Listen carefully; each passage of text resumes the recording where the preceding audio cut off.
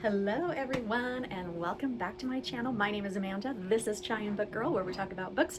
The books that I'm reading, the books that I think that you should be reading, the books that I totally messed that up. Let's try again. Welcome to Chai and Book Girl. My name is Amanda. This is my little corner of YouTube where we talk about books, the books that I'm currently reading, the books that I will be reading, and the books I think that you should be reading. And today, oh my gosh, you guys, it's May 1st. I don't know where April went, just like I didn't know where March went, and February, and all the months in between. Things, though, here in April just got crazy. Let me just say, so you guys may remember that my husband is currently disabled. He had rotator cuff surgery and he's the one-armed man. And it is a full-time job just to keep him from doing projects and doing work. The man cannot relax and he cannot sit still. And he bought a new filter for our pool, which required a complete overhaul of our pool plumbing. And he thought he was going to do that one-armed. Yeah, that was me. That was me who redid all the pool plumbing while he supervised. And yeah, so there's that. And then we had I decided that it was time for us to put in a garden. I don't know why. Because I've been thinking about it for a while and it was time that we did it. So last weekend we got all the supplies, we built our first raised bed. It was a lot more work than I thought it was going to be, but now I'm embroiled in gardening. It's a lot of work. Again, I'm married to the one-armed man, and so I had to do most of it myself, which was fine because it's my garden, and so I'm okay doing all that. But to try and keep him from not doing all of that, oh my gosh, you guys, I was so stressed. Anyway, then as I am in the midst of putting together this raised bed and doing my gardening, what do I hear in the background? That's my impression of a squirrel. That's not a very good one.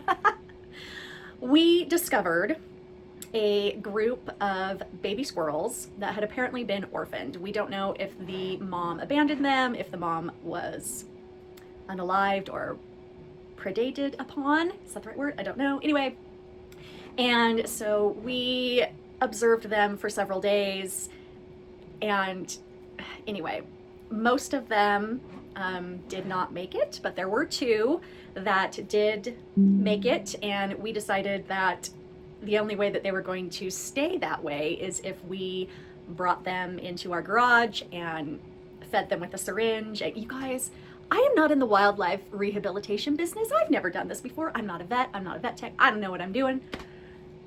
It was so stressful, you guys, trying to keep these two baby squirrels alive. I love animals. I don't like seeing anything in pain or in suffering, and it broke my heart to see them in such bad shape.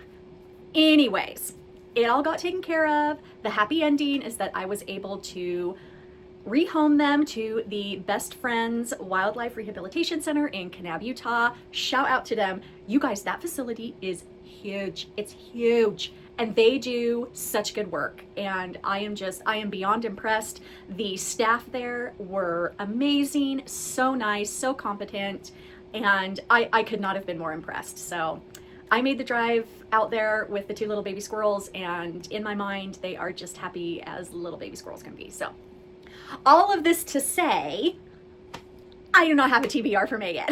It's May 1st, I have no idea what I'm reading. So that's what we're gonna do today. So now that you know my whole life story, let's get started.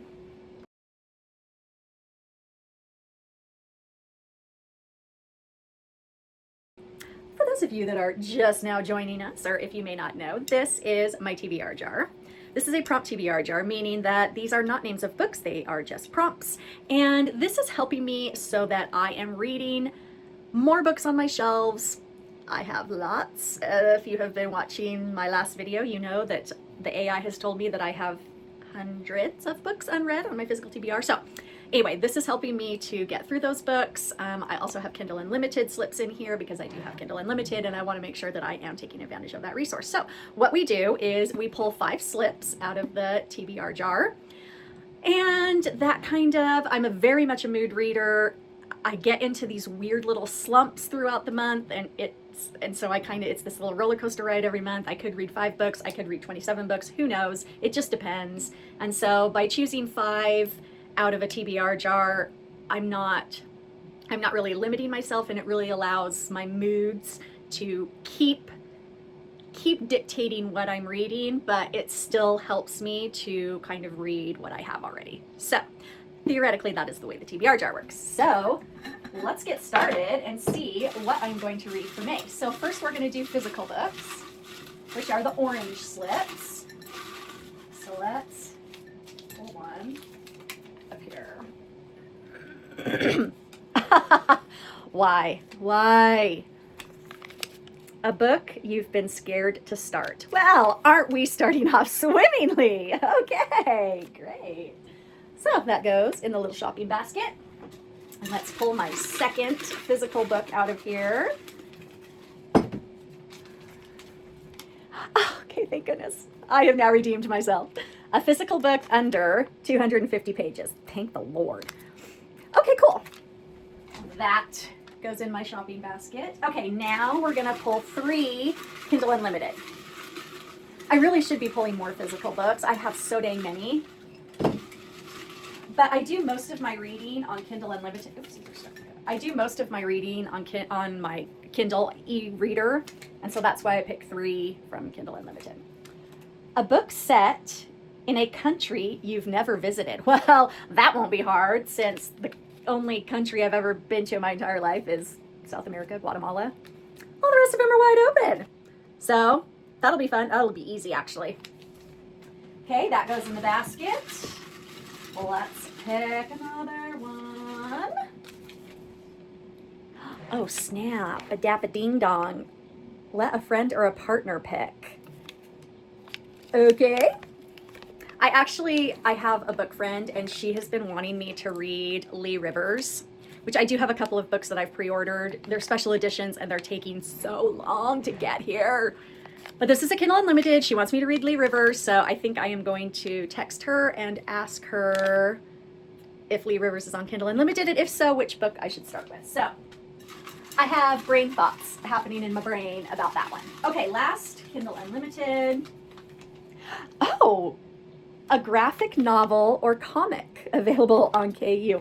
Well, that'll be interesting. It's been a while since I've read a graphic novel. Okay, that'll be fun.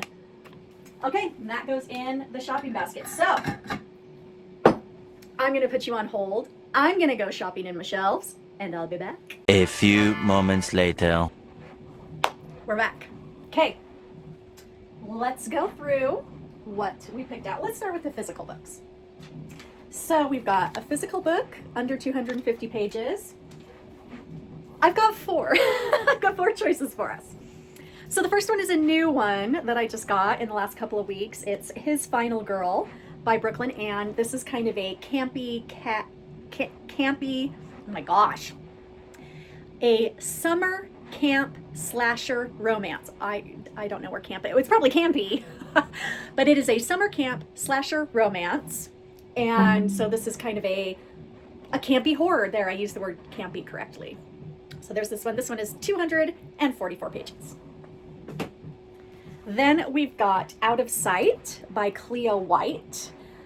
This is kind of a, this is like a wedding. So she goes to her friend's wedding and meets this silver fox, and he wants her to call him daddy. And this is a daddy-dom romance. And this one is 164 pages. So really tiny. Then we have Scorpion by Avina St. Graves. This is a sci-fi romance. This is 216 pages. Then we have Run Run Rabbit by C.M. Nacosta. This is a monster romance. Again, I've got holographic edges. This is a special edition. This one is... This one is 193 pages.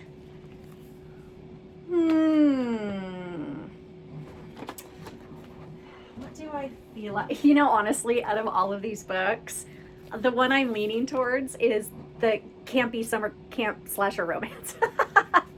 So I think I'm going to go with this one, His Final Girl by Brooklyn Ann. So this is the one we're going to go with. Okay. That one has been chosen. All right, so this one, a book that you've been scared to start. So nothing book-wise really scares me per se. Like I'll read anything unless it's boring as hell. The only thing that really like intimidates me is the chonkiness, which is a technical term, of the book itself. And I've got several chonkers that I'm just like, oh my gosh, it's going to take me forever to read that. But hey, I have a whole month, so this should be possible. So the first one I have is by Samantha Barrett. This is Ruled by the Murdochs. This is a full series. This is a mafia romance, and this follows the entire family. So all of brothers, from what I understand. Of course, I've never read it. It's signed. 967 pages. Okay. Then we have Red Winter by Cameron Sullivan. Again, kind of a chonker. This one is kind of a historical, I almost want to say it's kind of a twist on a historical tale or like a historical lore. So this is, it's kind of, I'm trying to remember the name of the beast. Yes, the beast of Gvaudan. It's French, and I don't speak French, so I'm sorry if I said that wrong. Anyway, you can go look up online. Historically, there is a whole, there's a whole rich history about this beast of Gvaudan. I'm not saying that right. Anyway, but this is kind of a fictional tale about this historical kind of lore. Anyway, it's about a hunt, the hunt for this beast. We have a hunter, his estranged lover. Anyway, it's supposed to be really good. It says that the author tears the heart out of this history with a darkly entertaining retelling of the hunt for the beast of Gvaudan. I'm not saying that right. Lifting the veil on the hidden world behind our own, it reimagines the story of Europe from Rome to the madness of, oh my gosh, Guy Debord. This is what I get for trying to speak French. I don't speak French. And the first flickers of the French Revolution. So it's a historical retelling of this kind of tale or this lore in French history. Anyway, it's thick. It is approximately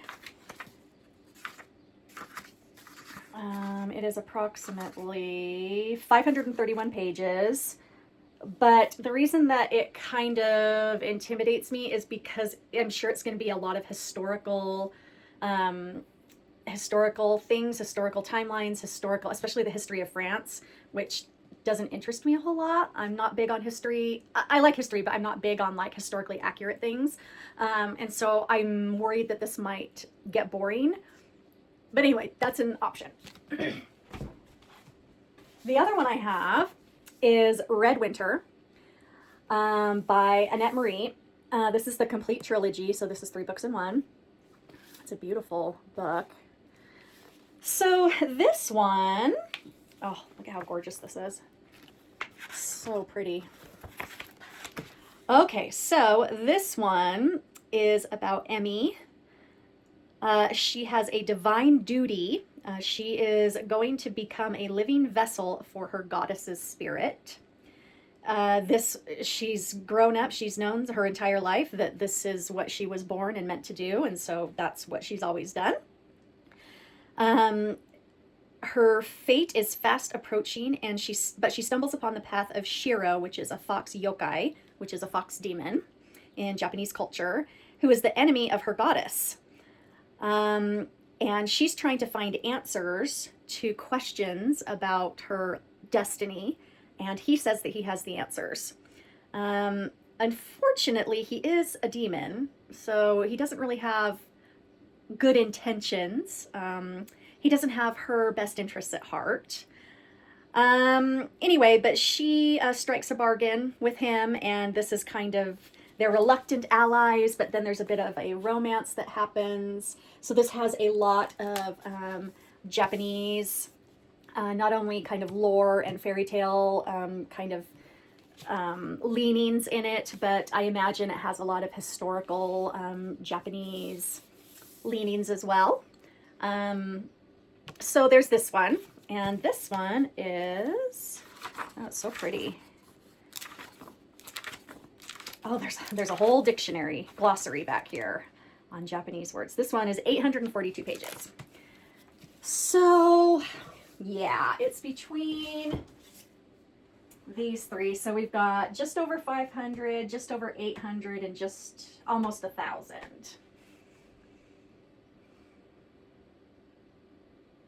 I think I'm going to go with the pretty one. I think I'm going to go with Red Winter. And yeah, I think I'll go with the Japanese story. So I think that's the one I'm going to pick. Okay, so we've got my 2 choices for those. Put those away. Okay, so for my Kindle Unlimited books, I've got a book set in a country you've never visited, and I chose The Creek on the Stairs. I'm not going to be able to say this author's name because she is from Iceland.